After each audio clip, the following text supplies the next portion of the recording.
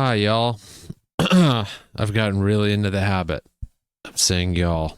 At first, it was weird because I grew up in Los Angeles and I only ever heard it in the South. And then it became one of those words that, you just start using because it's gender neutral and that's great. And I was like, man, this is just going to take some adjusting to, and I just have to do it, not have to. I wanted to.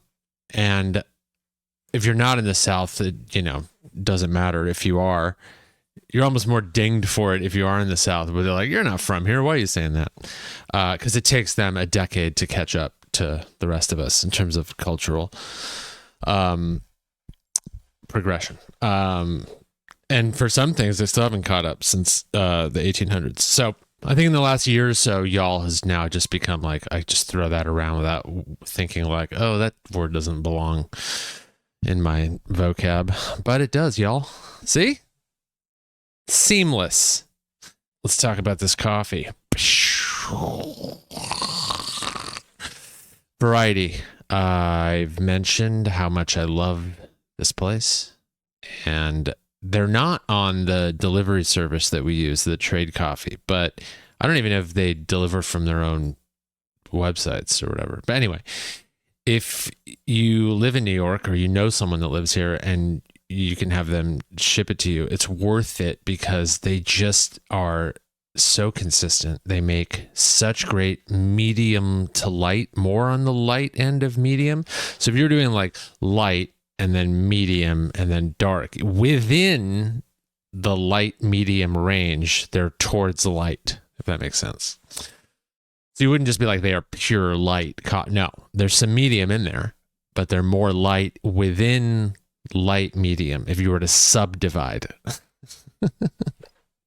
worst way to describe the range of coffee. But anyway, the Ethiopian is not focusing. There we go. And the Ethiopian's the best. Because I love Ethiopian, so I've decided it's their best coffee. And my decision is fact. It's right down the middle. It's like the best. It's great in the morning. It's great in the afternoon. It's not too light. It's not too full bodied. It's like, imagine the best diner coffee, right? And then times it by 10. It's in that range of like, God, I would love to go back to that diner just for the coffee, that kind of thing. It's like the highest level of that. And it may sound like, oh, it's sort of an insult. Not even a little bit. I fucking love good diner coffee. Love it, love it, love it. But no matter where the diner is, they can't really ever replicate it, But their Ethiopians are always the same, always great. And when you go in just to get a drip coffee, they have like a bunch of locations. There's like 7, maybe 8 of them by now in Brooklyn and Manhattan total. And their drip coffee tastes the same everywhere. I mean, they have nailed it. You don't go, oh, I'd rather go to the location in Bushwick because their drip's better. Nope. Anyone you walk into, the one in Chelsea, the one in Williamsburg, Upper East Side, it doesn't matter. They are all going to taste great. The espresso is more case by case who's pulling the shot, but still in the 80th percentile, you're like, I'm going to really enjoy the espresso. One of my favorites. And I would say this I've been using for espresso and awesome, but I'll probably do it as like a drip a couple of times I can pour over, but can't say enough good things about variety coffee. So go get yourself. It doesn't even have to be the Ethiopian. Get one of the Colombians. They got like a Guatemala. We've got a couple of times, and not, in terms of what a lot of these specialty places can charge, $19 to $21 for like a bag of coffee, which is going to last you a week and a half.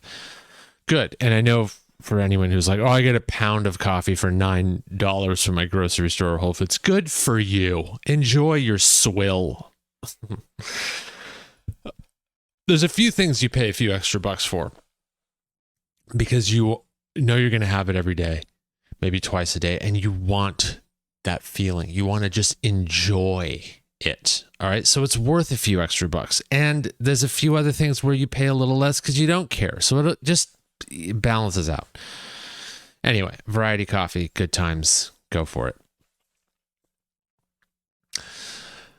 So here's this. I've been seeing this thing on social media, which I've taken a huge step back from, and it feels awesome not to be on it a lot. But I've been noticing this every time I go on, even if it's for a few minutes, once a week or whatever, for months now. So it only tells me it's happening a lot if you barely check in, and it's like one of the first things.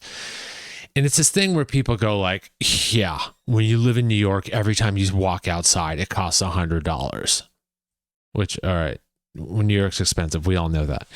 But people have started to latch onto this and use it as if it's anywhere near true. Like they're saying it so much that I think they actually think that it is in that range, and I think for some people they are doing that, and maybe they're rich, or maybe they just don't know how to use their money, but it's not true. If you're thinking of moving here or something, if you just got here and you're just like, oh, I'm afraid to go anywhere because I'm just you can go out in this city and do things for under $20 if you're smart about it.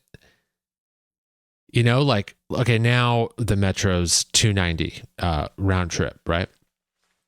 Unless if you use it 12 times in a week, anything after that's free. So if you're already using it, for work 5 days a week or something, then, that might not even factor into your going out costs. But so okay, here's a good example. Last week, girlfriend and I went out, and we were like, let's go. We want to go out and do something, but we don't want to spend like serious money doing it. So there's got to be options. And we found a jazz night that was a no cover, 1 drink minimum. So let's run down the cost of that. It was, I'll tell you right now, it was good. The show was good. And there were no like limits on how long you could be there. So we could have stayed for 4.5 hours or 1 hour. And here was the rundown. We left our place. We took the train there, $2.90 there. And then we walked from the train to the venue. So we didn't, get on a city bike. There was no Uber, no extra cost. Walking cost nothing. And we walked inside, $0. We each got 1 drink that was like 10. And so now what are we at? 20, 26. Okay. And then we went home. That was a full night. Now it started raining, so we didn't take the train home. We took an Uber, and the Uber was $293. So, no, it was not. We actually didn't take the fucking Uber home. We took the train like adults, and it was $2.90 each of us. So what are we at now? $30-something? Wait, is that even right? The math? 6? Yeah, no. I'm an idiot. Anyway, it's not $100. And some people, it was $50 every time you said, we saw live entertainment, including transportation. So there's plenty of that out there. Like the people that like, and I've looked, sometimes I'll look into the accounts. I'm like, all right, what asshole's posting this? And there are people that are living in places they probably can't afford. And they're always trying to go out and do expensive things. Like if you live like that, you could spend $100 living anywhere. It doesn't have to be New York. They're like, oh yeah, if you want to go to this restaurant. I'm like, yeah, each item there costs $30 or $40 a person. And there's people that take Ubers everywhere in New York. They don't take the train because they're better than it or something. And, taking an Uber anywhere in New York is 15, 20 bucks. And New York is geographically small. So you're taking a 15, 20 something dollar Uber to go 2 miles sometimes round trip. Or if it's on a weekend, it's probably a little more. I was going to be late for something a few weeks ago. And I was like, oh, maybe taking an Uber will be faster, just because sometimes you think that, even though you know it's never the case in New York unless it's 4 a.m. So from Brooklyn to the Upper West Side of Manhattan, which is probably 4 miles total, or five, whatever, it was $65. And there are some people that are like, oh yeah, well, I got to get there or something. And then, they'll get lunch and they'll come back. They've spent $140 that day. You know how much I did it for? $6. Train there, train back. I ate at home. I had breakfast at home. I went to the thing, came back, had lunch at home. $6. Oh, no, I got a cup of coffee that was $190. Fuck. Maybe these people are right. Anyway, it's as expensive as you make it. As far as going out, there's certain things that are obscenely expensive and are annoying, like rent and all these things for the size of the apartments you get. All that stuff, obviously, yeah, that's it, and it sucks. And but you're paying to live in New York, but you just be not an idiot about it, or just admit that you are living beyond your means, and then go do that. And I'll be like, oh, New York's so unfair. Everything's $1,000. Stop spending the money on stuff you do not need. Idiots. Look, another great reason not to be on social media these last few weeks is the Israeli-Palestinian conflict, the latest. And I'm telling you right now, I'm not about to start talking about it or have an opinion on it. You know why? Because I know that I don't know. That's it. Why would I go online and start ranting and raving about what should happen when I know I don't know? And most people know deep down they don't know. They just can't help. They have to get their opinion in there. When their opinion is wrong, irrelevant, uninformed, misinformed, or a combination of all of it, just shut up. I mean, you don't need to chime in on everything, like humanitarian crises, like ongoing conflicts that have been happening since before you were born, that you probably have read a total of 5,000 words on ever.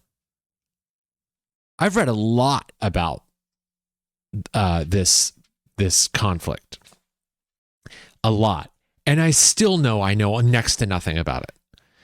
And when I decide I do want to know something, I'm not going to yours, unless your social media account starts with the leading expert on, or head researcher at, or former official, Department of State.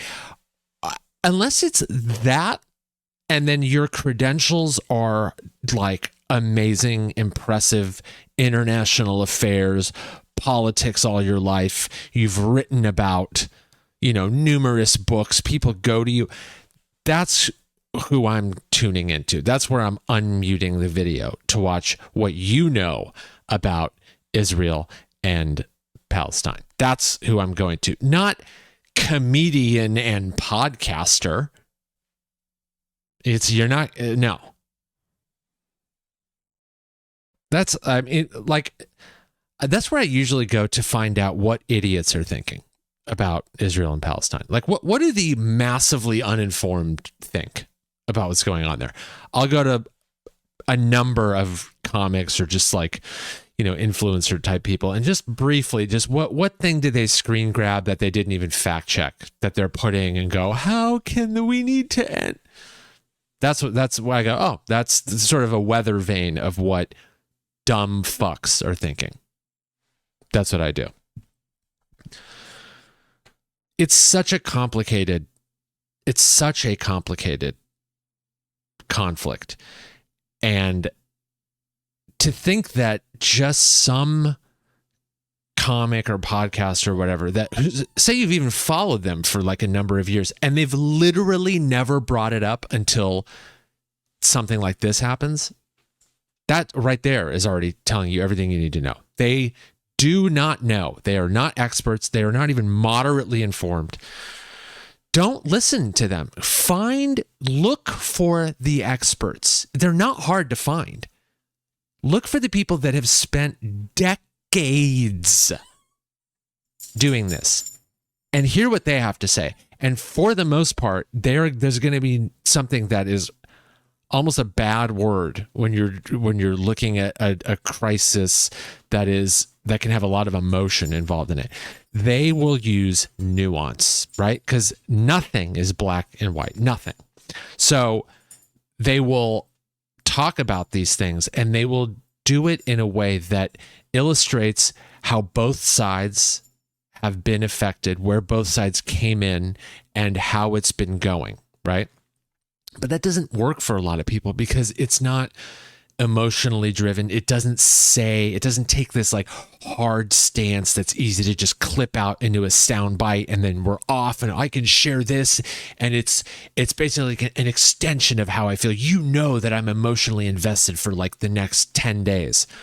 And watch, once there's a ceasefire or once we just get numb to the latest round of, missiles and bombs and explosions and death, once we get numb to that again, watch, your favorite comic or podcast or whoever is going to go right back to talking about nothing again.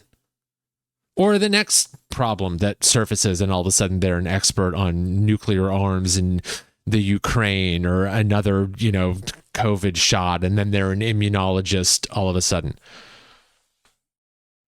Believe me, I mean, I've been a comic for 20 years and a lot of my friends are, and some of them are smart, but they're not experts in these fields by a long shot. To be an expert in anything, a lot of them are experts in comedy for sure. Dude, you want to know about stand-up? You want to know about joke writing? You want to know about putting together a script or how to be a good networker and entertainment or build a following and go on the road. Talk to comics about that. Don't talk to the leading researcher at the fucking Institute for Middle Eastern Conflict. They don't know about starting a podcast and touring. That would be crazy for you to talk to someone who studied the Palestinian and Israeli conflict for 20 years. If you went to that guy or woman or them, you wouldn't be like, hey, what's your take on booking, headlining work at the improvs around the country? They'd be like, what? Who are you? Flip it. Does it now sound as ridiculous to ask someone who talks about, farting for 30 minutes per podcast or whatever they're doing? Go to the experts. Oh. People won't. They won't go to the experts. They want to feel. They go online to feel. No one goes on social media to find answers. They want to validate feeling. They just want to feel more of what they're feeling. Whether they go, I want to confirm this feeling, or I want to find someone who disagrees with it just so I can get more upset. Those are the only things they're looking for. Real answers are in boring ass journals and studies and just long books that are just dense and they have no emotion in them. That's just facts. And they're usually not hard line, sort of clear cut, this is the answer, especially for ongoing things like this. You read about them and you go, wow, this is way more complicated than I thought. And then you find out obviously things that you didn't know. And then you're like, oh, well, I was misinformed about that and this. And I'm not getting into specifics because again, that's not what I'm, I know little, but at least I know that. That's, I know I have that going for me, that I don't know a lot because it makes me want to know more. And then I go to experts. I'm serious. If you find yourself feeling like, just delete Instagram and TikTok off your phone for like a week or two. You're going to feel better. And then go pick up any one book, that has been like, vetted and considered like a good source on the Middle Eastern conflict. So, and read it, see how you feel. And then be like, man, that's barely scratching the surface. And it's going to be a book that 300, 400, 500 pages barely scratches the surface. And you think Dick Balls 73 on Instagram is going to be like, here's the whole crisis in like 2 screen grabs I got, and then a minute-long video where I start out like, If you think that, look in the mirror and be like, I am an idiot. Tell yourself you're an idiot because you're an idiot. Anyway, I'm looking forward to seeing the new Martin Scorsese film. Another reason to stay off social media. When a new movie that you're excited about comes out, I think it's called Killers of the Flower Moon or something. And it's been out for a day and a half, and there are already reviews, lists on where it ranks among all of Martin Scorsese's films. I think there was one on like where it ranks as one of the best movies of all time. It's been out for 2 days. How? It's not possible for us to be like, okay, we've all as a movie going culture, we've digested this film, and it's safe to assume that we can rank it, list it, and deliver this article to people, and they can go, yeah, I agree, because almost no one's fucking seen it. Like, relax. Can there be, there's like filters for like ad blocking on YouTube. Is it possible? I don't know if there's like keyword Chrome extensions that you can be like, don't show me literally anything on the internet with this phrase in it. Because you can do that on Twitter, right? Or maybe you used to. I don't know what Twitter's like anymore. But you used to be able to type in words or phrases and Twitter would literally remove them from your feed. And you never saw them again. There should be an internet-wide thing for that. Is there? Maybe there is. Maybe parents know about this. They have like filters for their kids or something like that, where they're like, we don't want our child seeing anything like violent or whatever, which is great. Why can't adults do that? And just for things that are annoying, like we should be able to, there should be like just a too soon filter, and however you want to define too soon, like this is offensive, or just too soon, like, let me see the goddamn movie before you go, was this, an accurate depiction of this historical moment, or was this ending not good enough, or was this offensive, or was this, one of his best movies, or why this movie sucked. Any little thing like it's just, that's too much. I want to go into a movie knowing absolutely nothing. Zero. Sometimes I don't even watch the goddamn trailer. What's good enough for me sometimes, who directed it, who's in it, and maybe like a one sentence, just sort of like, it's about this. Done. I'm in, and directors and actors with like the pedigree, you're like, that's honestly all I need. If it says Tarantino on it, if it says Scorsese, and it, DiCaprio's in it, Meryl Streep's in something, like, let's go. I don't need to know anymore. I like being surprised. That's not common anymore. So let me be surprised. That's the name of the Chrome extension. Let me be surprised. And then type in what you don't want to know about yet. I want to just mute I should just do that. I should just mute everyone. Because it's more dramatic when you start unfollowing everybody. Then, whoa, what did I say? What did I, I'm just going to mute everyone but like 10 people who I know never are, latching onto something and being upset with no knowledge or posting spoilers about things, and then just be done. I don't need to hear about it. I need to roll my eyes at someone I know who's just dumb and just wants to drive emotion through their feed for followers or just points because they're like, hey, look, I care for the next 10 days. Remember, I care. That's what I'm going to do. I'm going to go on a muting spree. All right, I'm done. See you later. It's the end of the show. Like, subscribe, and comment. Don't be a dick.